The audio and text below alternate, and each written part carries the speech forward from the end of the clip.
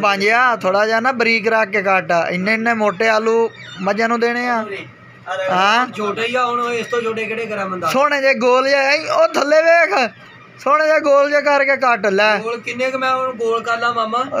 एडे एडे छिम्मा तरह दे आलू पैन अल्लाह दे बंदे बंदे दे सिरे मारिया सिर पाड़ जा सी बांझिया कोई करन वाला काम कीता कर सारा दे बंदा काम करेंदा मैं रोटी नहीं खानी तुहानू मैं क्या गोश्त बनायो तुसी आलू लियांदे मैं रोटी नहीं खानी भाई मेरी गल सुन मेरी वारी सी मामा वारी ने वारी वाला बंदा लाया हुआ सी आदी वारी तो नहीं गोश्त बनाइंदे हां बनावा हां ओ तो तुसी लाया भाई किलो बकरे दा लाया हो 2 किलो कट्टा लाया हो तेरी वारी सी ते तू क्यों बनाया मैं रोटी नहीं खानी मैं बाहरों ही खा लानी मैं छड़ देवनी आई रोटी जा होटल ते खा ला जाके भाई मेरी गल सुन ला तेरी वारी सी तेनू चाहिदा सी टाइम नाल फोन करदा ला मेरी वारी किथे आई मेरी नहीं वारी अज ਅਸੀਂ ਕੰਮ ਤੋਂ ਕੇ ਮੋੜ ਕੇ ਫਿਰ